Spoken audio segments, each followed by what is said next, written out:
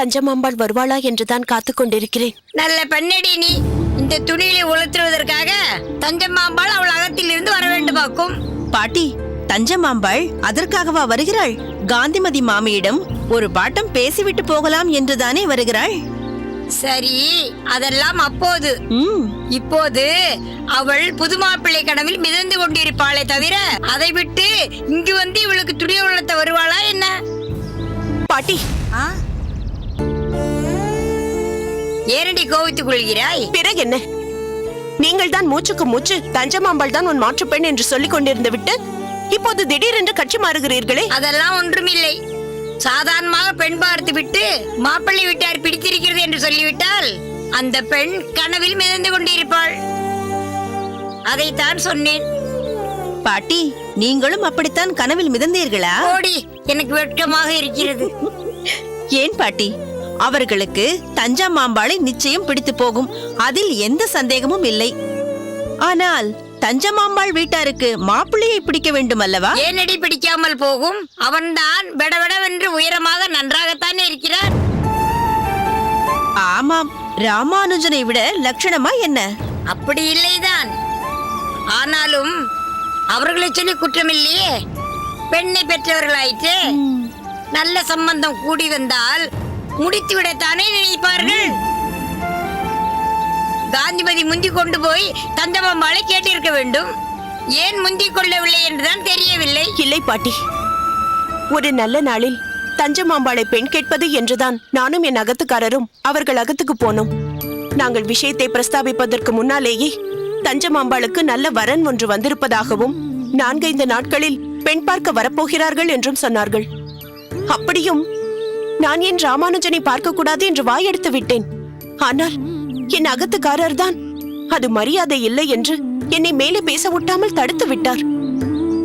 இல்லை என்றால் அன்றே சம்பந்தம் பேசி முடித்திருக்கலாம். என்ன மோடியம்மா, நினைத்தாலே எனக்கும் வருத்தமாகத்தான் இருக்கிறது. தஞ்சமாம்பாள் தான் மாற்று பெண் என்று காந்திமதி கண்ட கனவு கனவாகவே போய்விடும் போல இருக்கிறது. பாட்டி, இப்போது என்ன நிச்சயதார்த்தமா நடந்து விட்டது? எதையாவது சொல்லிக் கொண்டிருக்காதீர்கள். நான் சொல்வது இருக்கட்டும். தஞ்சமாம்பாள் அம்மா கௌசல்யாவிற்கு ஆயுசு கெட்டி போல் இருக்கிறது. என்ன பாட்டி, சம்பந்தம் இல்லாமல் எதையோ பிதற்றி கொண்டிருக்கிறீர்கள்? அங்கே பார், கௌசல்யா மாமி வந்து கொண்டிருக்கிறாள்.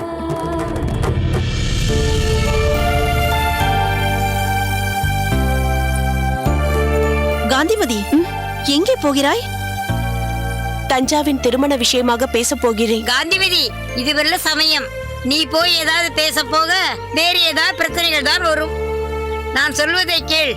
பேசாமல் துணியிலே உலர்த்தி விட்டு புறப்படு எங்களுடன். இல்லை பாட்டி, இதுதான் சரியான சந்தர்ப்பம். நான் என்றோ பேசி இருக்க வேண்டும். பேசாதது என் தவறுதான். இது நல்ல சந்தர்ப்பம். இதை தவற விட நான் விரும்பவில்லை.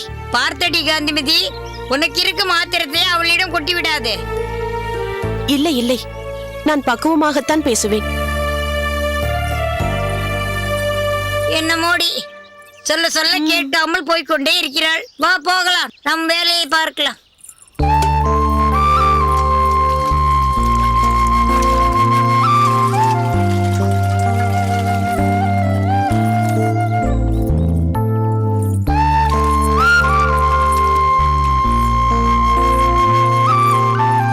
கௌசல்யா.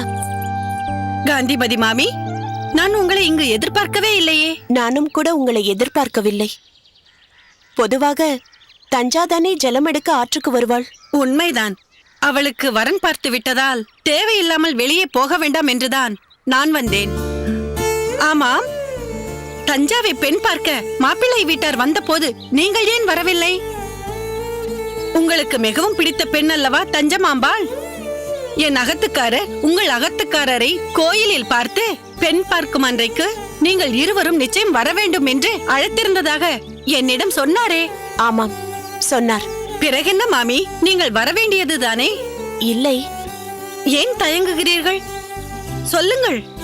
தஞ்சமாம்பாளுக்கு விருப்பமான விஷயம் என்றால் நான் நிச்சயமாக அதில் கலந்து கொண்டிருப்பேன். இதில் அவளுக்கு அவ்வளவாக விருப்பமில்லை என்று தெரிந்து கொண்டேன்.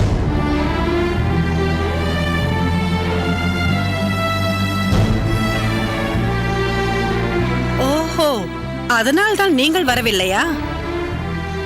சரி, எதில் விருப்பமில்லை? இந்த சம்பந்தத்திலா, இல்லை பெண் பார்ப்பதே அவளுக்கு விருப்பமில்லையாமாம்? இந்த சம்பந்தத்தில்தான்.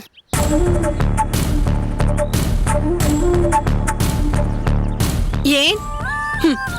அவளுக்கு என்ன தெரியும் எவ்வளவு அருமையான சம்பந்தம் இது என்று? கர்நாடகத்தில் மாப்பிள்ளையின் தகப்பனார் ஏதோ பெரிய வியாபாரம் செய்து கொண்டிருக்கிறாராம். சொத்து பத்துகளுக்கு குறைவே இல்லையாம். நிலம் புலங்கள் இருக்கின்றன. இங்கு பக்கத்தில் ஏதோ ஒரு ஊரில் பூர்வீக சொத்தும் இருக்கிறதாம். சில இடங்களில் இது எல்லாம் இருக்கும். ஆனால் மாப்பிள்ளை பார்க்க சகிக்காமல் பல்லும் பவிஷுமாக இருப்பான். இங்கே அதுவும் இல்லை. மாப்பிள்ளை பையன் சர்வ லட்சணமும் பொருந்திய பையனாகத்தான் தெரிகிறான். ஆமாம், இதில் எதில் அவளுக்கு விருப்பம் இல்லையாம்? சரி, இதெல்லாம் போகட்டும். அவளுக்கு விருப்பமில்லை என்பது உங்களுக்கு எப்படி தெரியும்? சமீபத்தில் அவளை ஒரு முறை சந்தித்து பேசும்போது சொன்னாள். முக்கியமாக அவர்கள் எங்கோ வெகு தூரத்தில் இருப்பது அவளுக்கு பிடிக்கவில்லையாம். உள்ளூரிலேயே தான் மாப்பிள்ளை பார்க்க வேண்டுமாமாம்? நல்ல சம்பந்தம். போகும் இடத்தில் நம் பெண் நல்ல வசதியாக இருக்கிறாளா என்பதை பார்ப்பார்களா, இல்லை தூரத்தை பார்ப்பார்களா? ஏன், உங்கள் அண்ணா எங்கோ தூரத்தில் தானே திருமலையில் இருக்கிறார். நீங்கள் ஸ்ரீபெரும்புத்தூரில் வாழ்க்கைப்படவில்லையா? அவர் என்ன தூரத்தையா பார்த்தார்? மாப்பிள்ளை எவ்வளவு சிரேஷ்டர் என்பதை தான் பார்த்தார். இருந்தாலும் அவள் விருப்பப்படாத ஒன்றை அவள் மீது திணிப்பது சரியில்லையோ என்று தோன்றுகிறது. மாமி, இதோ பாருங்கள். நீங்கள் என்னை விட 1-2 வயது மூத்தவர்களாகத்தான் இருப்பீர்கள். அவள்தான் ஏதோ மிகவும் தெரிந்த மாதிரி தூர தேசத்தில் வாழ்க்கைப்பட அவளுக்கு விருப்பமில்லை என்று பேசினால், நீங்கள் அல்லவா அவளுக்கு நல்ல விதமாக ஆலோசனை சொல்லி இருக்க வேண்டும். அதை விட்டுவிட்டு அவள் சொல்வதை ஆமோதிப்பது போல் பேசுகிறீர்கள். அப்படி இல்லை மாமி. வேண்டாம். தஞ்சாம்பாள் திருமண விஷயமாக நான் எதுவும் பேச விரும்பவில்லை. தஞ்சாம்பாள் சிறிய பெண். அவளுக்காக நம் இருவருக்குள் எந்த கருத்து வேறுபாடும் வர வேண்டாம். நாம் எப்போதும் போல் சகஜமாக பழக வேண்டும் என்றால் இந்த பேச்சை இத்தோடு நிறுத்திக் கொள்ளுங்கள்.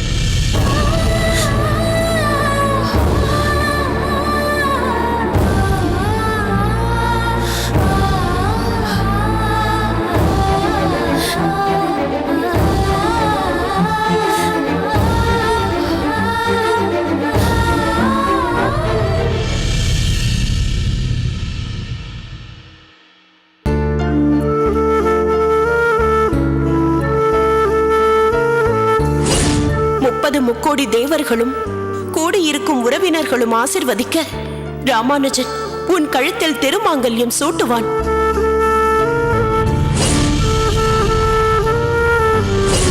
நிச்சயிக்கப்பட்ட ஒரு நன்னாளில் ராமானுஜனுக்கு நீ நிச்சயம் மனைவியாவாய்.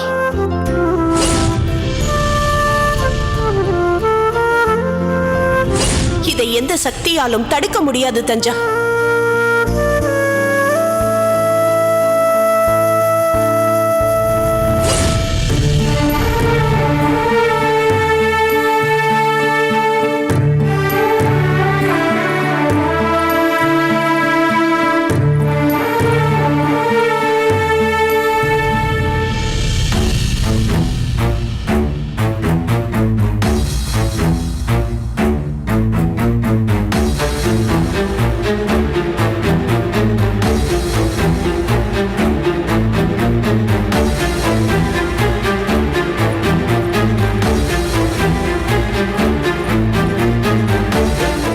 பெரிய மனுஷி, இப்போது எதை பறிகொடுத்து விட்டாய்?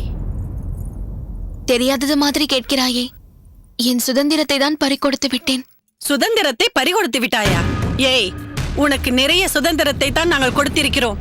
அதை வைத்துக் கொண்டுதானே ஆற்றங்கரை, கடைவீதி என்று உன் சிநேகிதிகளோடு கண்டபடி ஊர் சுற்றி திரிந்தாய். அதெல்லாம் விடு. நேற்றோ அல்லது முந்தைய நாளோ காந்திமதி மாமியை பார்த்தாய் அல்லவா? ஆமாம், பார்த்தேன். அதற்கென்ன இப்போது? அவர்களிடம் நீ என்ன சொன்னாய்? ஏன்? நீ என்ன சொல்லி இருக்கிறாய் என்று முதலில் சொல். பிறகு ஏன் என்று நீ கேட்டதற்கு நான் பதில் சொல்கிறேன். ஒன்றும் சொல்லவில்லையே. ஓ, நீ ஒன்றும் சொல்லாமல் தான் அவர்கள் எனக்கு பிரமாதமாக ஆலோசனை சொல்ல ஆரம்பித்து விட்டார்களா? இந்த சம்பந்தத்தில் உனக்கு துளி கூட விருப்பமில்லை என்று சொன்னாயாமே? ஆமாம், சொன்னேன். ஏன் சொல்லக்கூடாதா? நீ செய்வது கொஞ்சம் கூட நன்றாக இல்லை தஞ்சா. எங்கள் காலத்தில் எல்லாம் 12-13 வயதிலேயே கல்யாணம் ஆகிவிட்டது. கல்யாணம் என்றால் என்னவென்றே தெரியாத வயது. பெற்றோர்கள் பார்த்து வைத்த மாப்பிள்ளையை கல்யாணம் செய்து கொண்டு நாங்கள் எல்லாம் நன்றாக வாழவில்லையா? எங்கள் வாழ்க்கை என்ன கெட்டா போய்விட்டது. ஏன் இந்த சம்பந்தம் நமக்கு வேண்டும் என்று நானும் உன் அப்பாவும் எத்தனையோ முறை உனக்கு எடுத்து சொல்லி ஆகிவிட்டது. அப்படியும் நீ ஊரெல்லாம் போய் எனக்கு இந்த சம்பந்தம் பிடிக்கவில்லை என்று சொல்லிக் கொண்டிருந்தால் என்ன அர்த்தம்?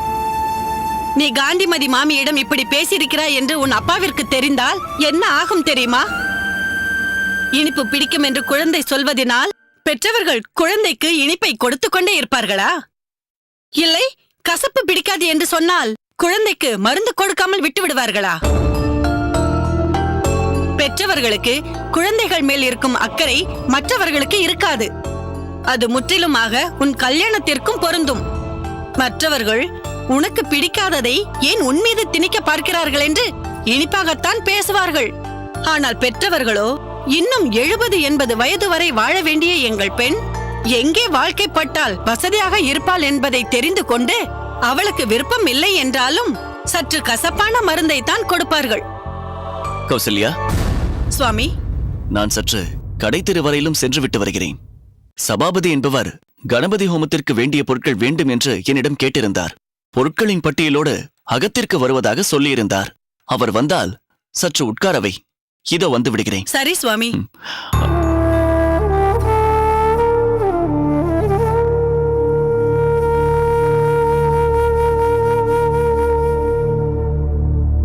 என்ன கௌசல்யா, தஞ்சாவை ஏதாவது வைதாயா என்ன? அவள் முகத்தை பார்த்தால் நீ ஏதோ வைத்தது போல் தெரிகிறதே. நான் எதற்கு அவளை வையப் போகிறேன்? பிறகு ஏன் அவள் முகம் வாடினார் போல் இருக்கிறது? அதெல்லாம் ஒன்றுமில்லை சுவாமி, நன்றாகத்தானே இருக்கிறாள். அப்படியா? பார்த்தால் அப்படி ஒன்றும் தெரியவில்லையே. நீங்களாகவே ஏதாவது கற்பனை செய்து கொள்ளாதீர்கள். அவளுக்கு சில அறிவுரைகள் சொல்லிக் கொண்டிருந்தேன், அவ்வளவுதான். அப்படியா? நல்லதுதான். ஆனால் அதற்காக அவள் புக்ககத்திற்கு புறப்பட்டு போகும் வரை அறிவுரை என்ற பெயரில் அவளை படுத்திக் கொண்டிருக்காதே. தஞ்சா, அம்மா சொல்வது எல்லாவற்றையும் நன்றாக கேட்டுக்கொள். இந்த காதில் வாங்கி அந்த காது வழியே விட்டுவிடப் போகிறாய். சரி, நான் வருகிறேன் கௌசல்யா. சரி சுவாமி.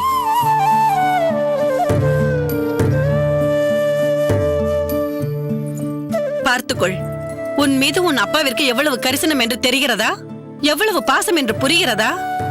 நீ செய்த ஒரு காரியத்தை அவரிடம் ஒரு வார்த்தை நான் சொல்லி இருந்தால் என்ன ஆகியிருக்கும்? உன் மீது இருக்கும் கரிசனம் கோபமாக உருவெடுத்திருக்கும். உன்னை விட்டுக் கொடுக்க கூடாது என்றுதான் அவரிடம் நான் மறைத்தேன். இனியும் இது போன்று முட்டாள்தனமாக வெளியில் எதுவும் பேசிக் கொண்டிருக்காதே. அதுதான் உனக்கும் நல்லது, எங்களுக்கும் நல்லது.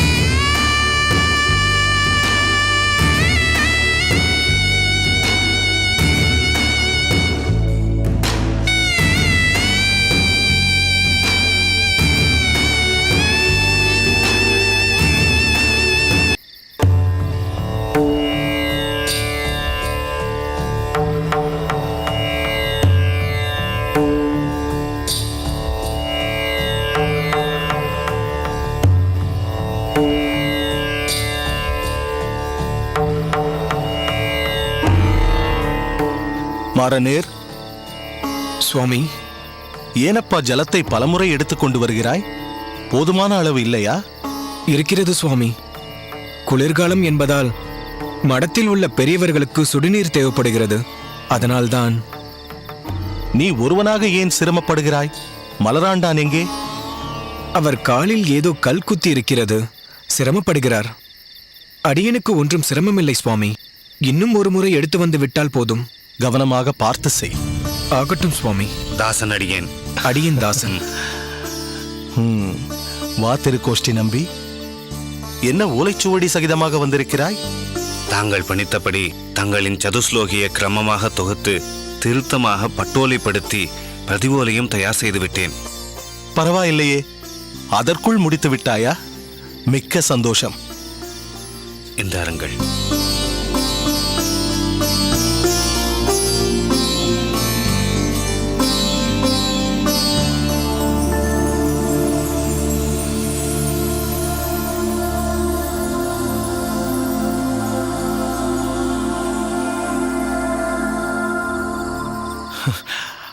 அருமை திருக்கோஷ்டி, அருமை. அடியேன் பணித்த மாதிரியே தமிழ் எழுத்துக்களை தேவையான இடங்களில் சேர்த்து வடிவமைத்திருக்கிறாய். அடியேனின் பரிபூரண நல்லாசிகள் உனக்கு. பாக்யனானேன் சுவாமி. சுவாமி, தங்களிடம் ஒரு விண்ணப்பம். சொல் திருக்கோஷ்டி நம்பி. தெய்வக்கரசு நம்பியை பற்றி கேள்விப்பட்டேன். நேற்று கோவில் படித்துறையில் நேராகவும் சந்தித்தேன். சரி, அதற்கென்ன இப்போது? பாவம், மிகவும் விசனப்பட்டு பேசினார். தான் மிகவும் தவறு செய்துவிட்டோம் என்று கூனி குறுகி போயிருக்கிறார். அவரிடம் பேசியதில் அடியேனின் உள்ளமும் உருகிவிட்டது. சுவாமி, தாங்கள்தான் கருணை கொள்ள வேண்டும். அடியேனை சற்று எண்ணி பாருங்கள். இதோ இந்த மாரநேர நம்பி விஷயத்தில் அடியேன் நடந்து கொண்ட விதம் இப்போது நினைத்தாலும் அடியேனின் தேகம் வெட்கத்தால் நிலைகுலைகிறது. நியாயமாக பார்த்தால் தாங்கள் அடியேனை மிகவும் கடிந்து கொண்டிருக்க வேண்டும்.